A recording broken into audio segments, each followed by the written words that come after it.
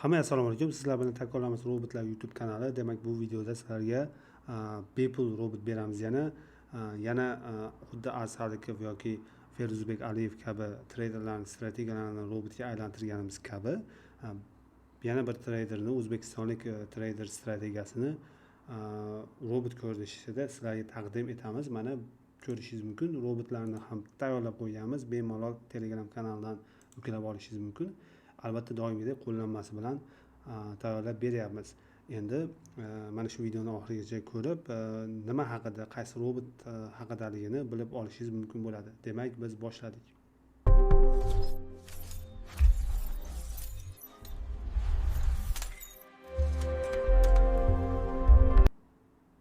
Demak, bu galgi videomiz biroz boshqacharoq bo'ladi. Biz aynan bir odamni strategiyasini emas, umumiy bitta strategiyani olib o'shani robotga aylantiramiz. Lekin O'zbekistonda shu odam shu strategiyani video qilib chiqqan va Instagram orqali shu strategiyani tushuntirib o'rgatgan. Lekin degan joyi bor shu yerda. Juda ham strategiyani o'ta ham narxini baland aytgan, ya'ni $30,000 robot deb aytilgan. Aslida u $50 yoki $100 atrofidagi robot hisoblanadi. Mana shu narsani sizlarga tushuntirib o'tamiz. Bu inson bilan shaxsiy adovatimiz, hech qanaqa muammo yo'q. Lekin u inson aytgan narsa, bu yoqda biz aytgan narsa, o'shani farqlab olsanglar bo'ldi. Biz imkon qadar bepul, chiroyli, yaxshi ishlaydigan robotlarni ko'rsatib beryapmiz. Mana YouTube kanaliga kirsanglar, Asalikovni va boshqa treyderlarni AroTrade'da misol uchun strategiyalarni robotga va indikatorga aylantirib kelayotgan edik. Endi gap Ahmed Karimov haqida ketyapti.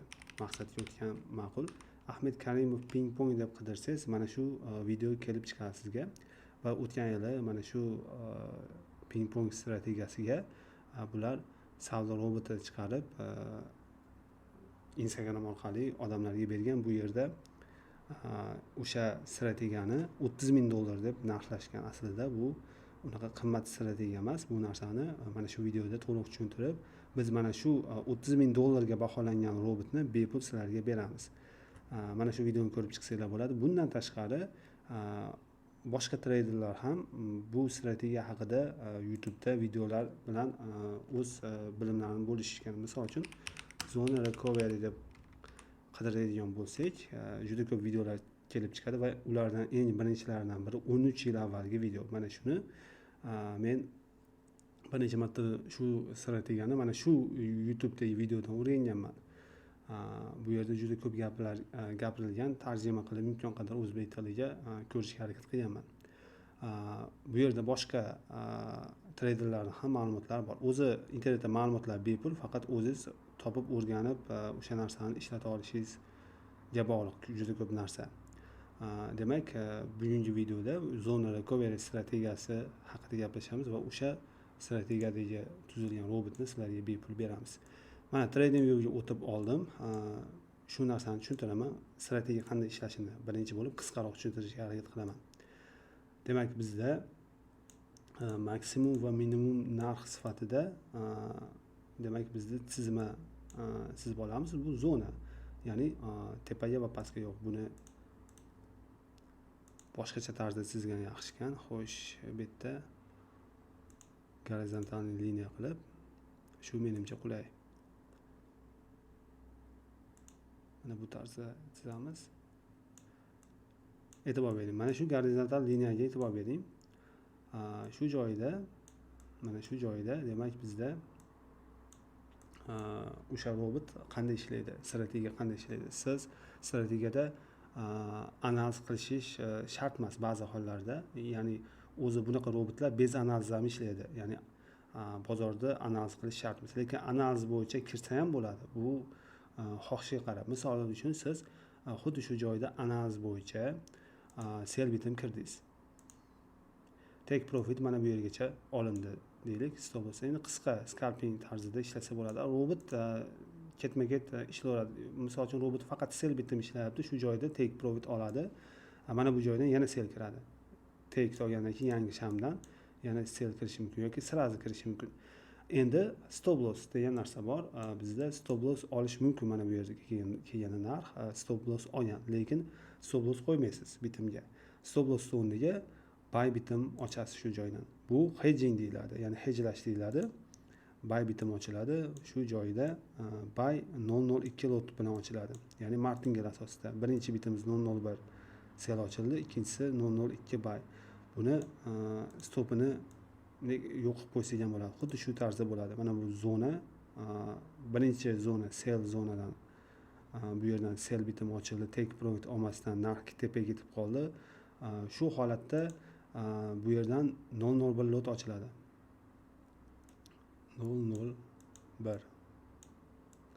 001 ochildi sell. Shu joyda narx tepaga ketgan evaziga bu aytaylik $10 zarar kirdi. Minus $10.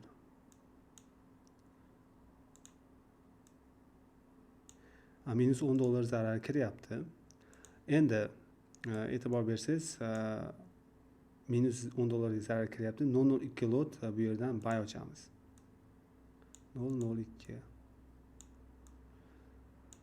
002 buy ochiladi. Shu joyda bu $20 foydaga kiradi. Plus $20. Narigi bitim yopilmaydi. Birinchi bitim yopilmaydi. Yo'q, $30 foydaga kiradigan deylik. Yo'q, 002 ochgani uchun $40. Chunki yurish masofasini hisoblaydigan bo'lsak ham, demak bizda $40 bo'lar ekan. Hozir buni ham o'chirib.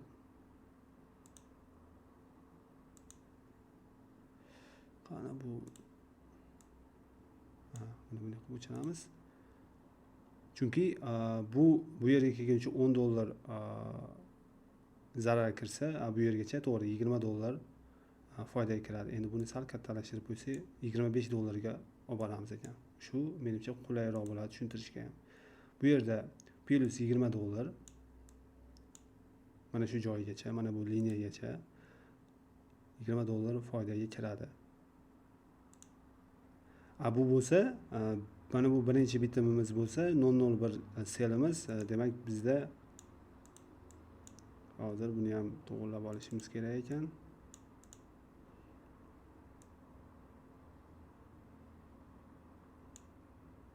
Endi to'g'rilandi mana. Bu yerdan sell kirilgan.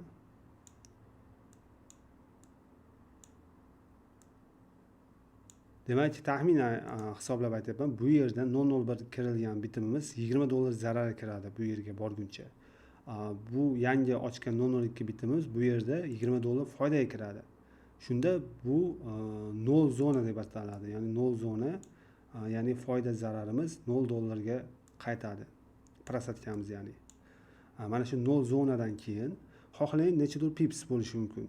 Ya'ni mana shu zonadan keyin nechadir pips yuqoriga siz foydaga ishlashingiz mumkin.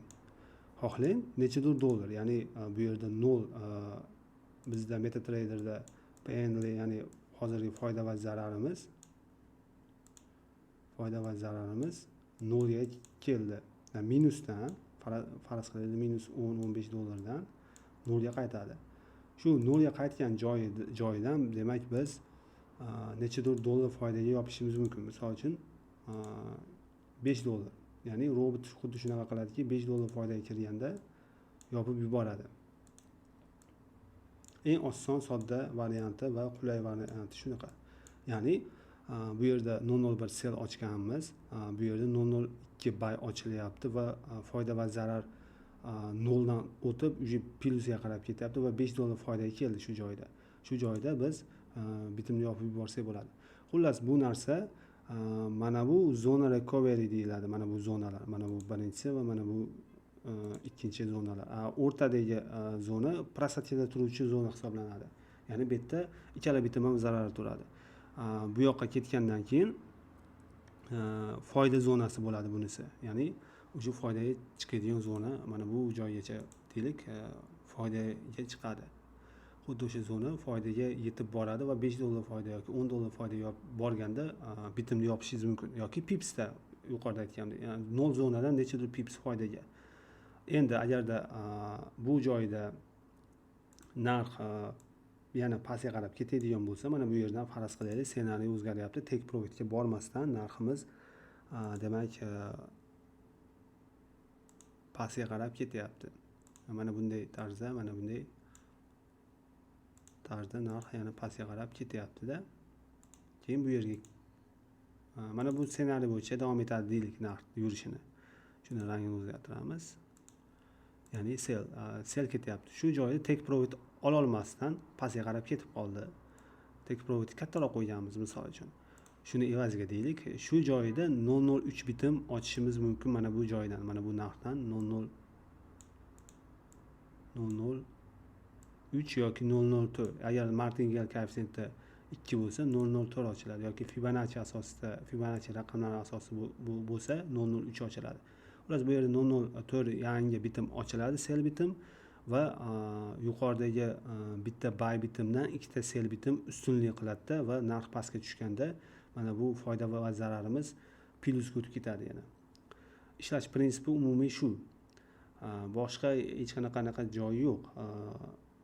Nima deydi? G'ayritabiiy joyi yo'q. Bu hech qanaqa $30,000 algoritm emas. Ya'ni robot ko'rinishida bu narsa $50, $100 yoki bepul ham. Misol uchun MQL5 ga kiradigan bo'lsak, shu joyidan zona recovery deb qidirasiz. Marketdan qidiramiz ekan. Bu yerda turli postlar ham qidiradi. Recovery. Mana zona recovery strategiya, mana xuddi o'sha strategiyani robotda $30 azi degan anaqa profildan ekan. Fazani tanirdim, lekin hazani endi ko'rishim. Faza degan trader ham bor. Hozir shuni ko'ramiz. Ya'ni brendda faza deb qidirsak, menimcha yo'q, chiqmadi, yo adashdim. Xullas umuman olganda zona recovery deb qidirsak, turli cross hedge deb nomlab qo'yibdi. Bu yerda zona recovery. Mana bu yo'q. Mana bu zona recovery'ni o'zi mana. Bu yerda robot. Endi biz bu narsani bepul ham beryapmiz. Bu yerda ham bepul ekan. Endi biz tayyor anaqasini tayyorlab qo'yamiz. Marketda ko'ryapmiz, bepuli bor, mana $250 bor, lekin $30,000 emas. Marketda turli xuddi shu strategiyani turlicha versiyalari ham topiladi. Paid bo'lmay o'tsak, bari pullilar mana $90 bor. Loss recovery ekan nomi. Asosiy zona recoveryga o'xshash bo'lishi kerak. Bu boshqacharoq tempda ishlar ekan. Xullas shunaqa. Endi demoqchi bo'lganim, marketdan sotib olsangiz ham bo'laveradi bemalol. Agarda sotib olish niyati bo'lsa, lekin bu narsani biz bepulga beryapmiz. Umuman olganda aytganimdek, bu nima deydi? Qimmat algoritm emas hech qanaqa. Endi robotni o'zini ko'rib chiqamiz. Demak, biz bu yerga demo shotimiz bor. MetaTraderga kirib oldik. Robotni o'zini ko'rsatishimiz kerak. M5 time frame ga obod deylikmi? Shunaqa. Xullas robotni o'zini buni yopamiz. Toolboxni ochamizda. Bu yerda men tayyorlab qo'yganman. TR zona recovery. Takrorlanmas robotlar zona recovery deb va bu yerda sozlamalar bor. Biz ingliz tilida tayyorlayapmiz endi robotlarni, chunki mana shu biz tayyorlagan robotlar, takrorlanmas robotlar kanalidagi robotlar aynan chet el kanallarda ham aylanyapti ekan, ya'ni robotlar yo'nalishi bo'yicha. Shuning uchun ingliz tilida joylasak, qolganlari ham tushunadi, albatta o'zbeklar ham tushunadi bemalol. Bu yerda manual, ya'ni qo'lda rejimi bor, ya'ni qo'lda ishlash uchun bu yerda avtomatik rejim bor. Avtomatik rejimida 24/7 holatda ishlatsa ham bo'ladi, lekin centavoy hisoblarda, bu zona recovery'da centavoy ishlatsangiz albatta yaxshi natija beradi. Faqat buni ham haligi prosatkaga tushib qolgan momentida, ya'ni bir narsani tushuntirib o'tay, buni ham kamchiligi bor, ideal narsani o'zi yo'q. Misol uchun qachon minus bo'ladi, shuni ko'rsataman.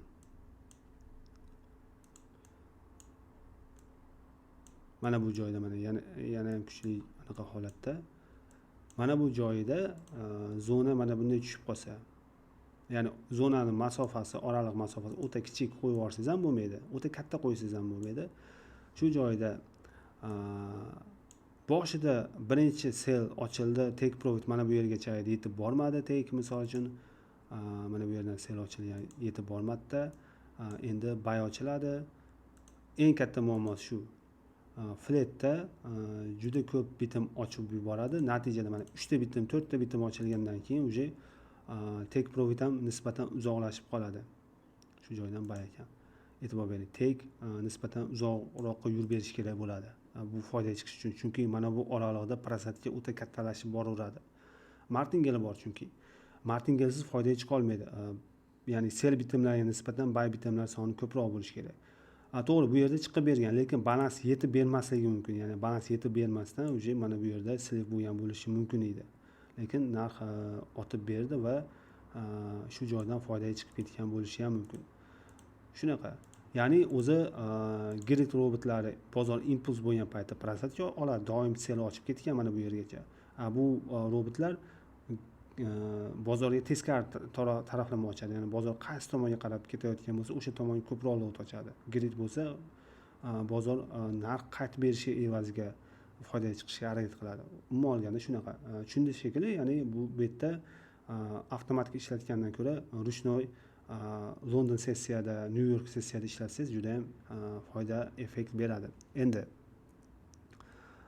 robotni o'zini ko'ramiz. Bu yerda qo'lda rejimi, keyin birinchi bitimda turi, ya'ni buy yoki sellligini belgilab qo'yishingiz mumkin bo'ladi. Lot hajmi 001, ya'ni bundan keyingisi recovery zonasini kattaligi, ya'ni bu yerda ko'rsatganimdek zonani katta kichikligi.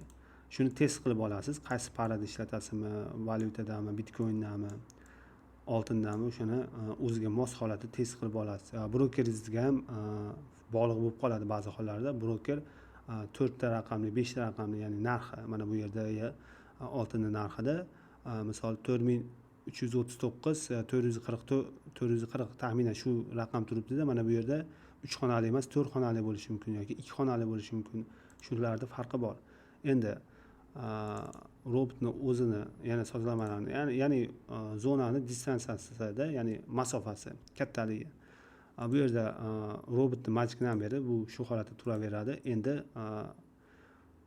$10 foyda kirganda yopadi bu yoki $5. Agarda siz sentovoyda bo'lsa, 5 sent yoki 10 sent foyda yopadigan qilib sozlab qo'yasiz. 0.01 dan 10 sent foyda yopadi. Ya'ni har safar yopganda bitimlar 10 sent foydaga borganda yopadi. Shu tarzda ishlaydi. Buni 5 sent qilib qo'yishingiz, 3 sent qilib qo'yishingiz ham mumkin, lekin imkon qadar nima deydi, testdan o'tkazib avvalo, keyin ishlatish kerak.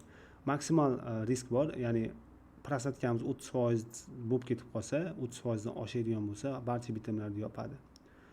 Kunlik foyda $30 deb belgilangan. Bu sentovoyda bo'lsa, misol uchun $500 qilib qo'ysangiz, $5 bo'ladi. Robot ishlatadiganlar sentovoyda juda ham yaxshi tushunadi. Shu holatda ishlatsangiz, bir kunda $5 daromad ko'rib bo'lishiga robot to'xtaydi, ertasi kuni yana davom etadi. Xuddi shu tartibda ishlatsa bo'ladi. OK deb bossak, mana bu yerda paneli chiqadi. Panel orqali bemalol mana balanslar ko'rinib turibdi. Bu demo shot. Shu joyda birinchi trade deyapti. First trade'da buy yozib turibdi. Buni sell ga o'zgartirish mumkin yoki buy. Hozir mana misol uchun sell. Birinchi bitim sell bitim ochilishi kerak. Buni biroz kichraytiramiz, chunki bu yerda anaqa 40 pips qildik. MetaTrader demosi, lekin RoboForex, XNSK brokerlar demosida bitta 0 ko'p bo'lgani yaxshi, ya'ni 40 emasda 400 deb belgilaysiz, oraliq masofa bir xil hisoblanadi. Endi start trading tugmasini bossak, bo'ldi, sell bitim ochadi.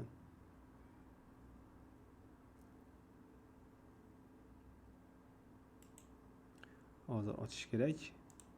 Nima, internet muammomi? Xullas, bitim ming bor uzr, videoni 40 yana davom ettirishga majbur bo'ldim. Buning sababi nimagadir MetaTrader'da menda bitim ochilmay qoldi. Robotning o'zida muammo yo'q ekan, robotni ham tekshirib chiqdim. Asosiy muammo MetaTrader'ning o'zidan, ya'ni mana bu demo hisobda o'zidan bo'lib chiqibdi. Endi robotning ishlashini ko'rib chiqamiz. Yana davom ettiramiz videoni. Demak, bu yerda pips tanlab olish mumkin. Misol uchun biz 100 pips deb belgiladik. Shu joyda 100 pips masofada zona distansiyasini hisoblaydi. Birinchi bitimda buy yoki sellligini tanlab olishimiz mumkin. Misol uchun hozir sellni tanladik. Start trading tugmasini bossak, ishga tushdi va sell bitim ochdi. Take profit qo'ymaydi, e'tibor bersangiz. Bu yerda bizda $10 daromadga chiqqanda take profit oladi bitim va bitim yopiladi, bitta bitim bo'lsa. Agarda bir nechta bitimlar bo'lsa ham $10 umumiy foydaga chiqqanda keyin yopadi. Bu xavfsizlikni ta'minlaydi, ya'ni doim foydada yopishga harakat qiladi. Endi oraliq masofasi, distansiyasi kichik bo'lganligi uchun endi buy bitimni ochdi. Martingale asosida 0.02 ochildi. Endi martingale agressiv emas, sal sekinroq ko'tarsa ham bo'ladi. Endi bu yerda ko'rsatilgandek 0.01 bitim bilan boshlangan, endi 0.02 martingale asosida bitim ochyapti. Shu tarzda 0.04, 0.08 ochib ketaveradi. Bu tezroq prasatgani yopishga harakat bo'ladi. Foydaga chiqishga yordam bo'ladi. Ya'ni bu yerda to'planib qoladi, chunki agarda siz 0.01, 0.02, 3, 4, 5 yoki 0.01 da o'zidan bir qancha ochsin desangiz, bu xato bo'ladi. Ya'ni zona recovery asosiy qoidasi bir tomonga ko'proq bitim ochish kerak bo'ladi. Hozir уже foydaga qarab ketyapti. Endi biz tester variantini ko'rib chiqamiz. Strategiya tester orqali buni pastga tushirib qo'yaylik sal. Tester holatda ham ishlashini ko'rsak juda ham yaxshi bo'lardi. Vizualga olib o'tib olamiz va bu yerda avtomatik emas, avtomatik holatda turadi. Yuqorida, demak, qo'lda, ya'ni ruchnoy holatda turadi. Avtomatik holatdan birinchi bitimni buy deb belgilab olsak, oraliq masofa 200 standart sozlamasida ishlatib ko'ramiz. Kunlik daromadni $50 qilib qo'yamiz. Yoki sentovoyda bo'lsa 50 sent bo'ladi. Mana ishga tushdi, robot avtomatik rejimida buy sell bitimlarni ko'paytirib yuboradi va foydaga chiqqanda yopadi. $10 foydada mana yopyapti doim. Shu joyida mana birinchi bitim buy, undan keyin sell, keyin buy va sell bitim ochyapti. Va shu yerda $9 prosentkada turibdi.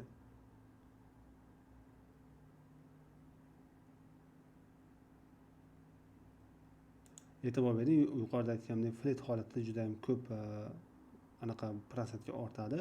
Endi bunda ko'proq analiz bo'yicha ishlaydigan bo'lsangiz, anchalar yaxshi bo'ladi, chunki bozorda impuls momentiga yaqin, bozor yurishiga, ya'ni London, New York sessiyalariga yaqin mana bunaqa impuls yurishi mumkin bo'lgan momentlarda, misol mana bu yerdan buy kiryapsiz, stop loss bu yerga qo'ymoqchisiz, stop o'rniga demak hedging qilib bu yoqda zona recovery asosida sell bitim ochadigan qilib qo'yiladi va buy sell qilib baribir foydaga chiqib ketadi.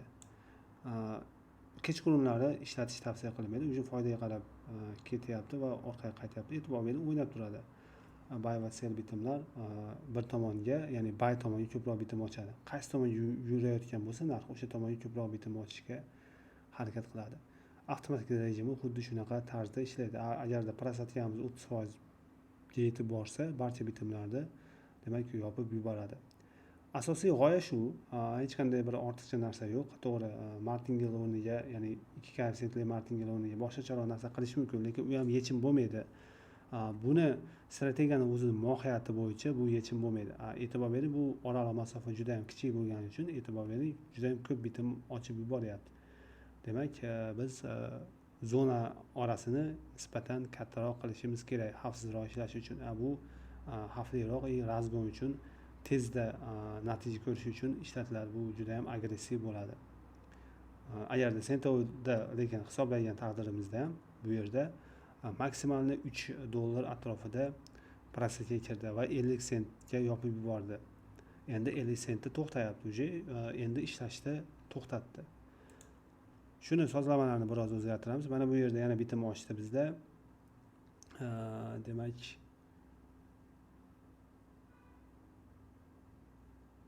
umumiy ikkita sell va bitta buy bo'lyapti va sell tomonga qarab yurayotgan evaziga tezroq foydaga chiqishga urinadi.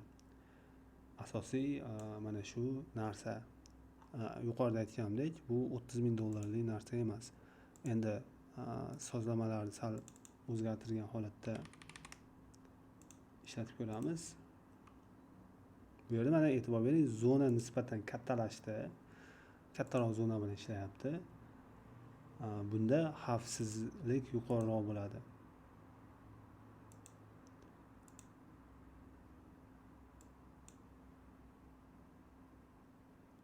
Ko'p bitim ochib yubormaydi, prosesga katta bo'lib ketib qolmaydi.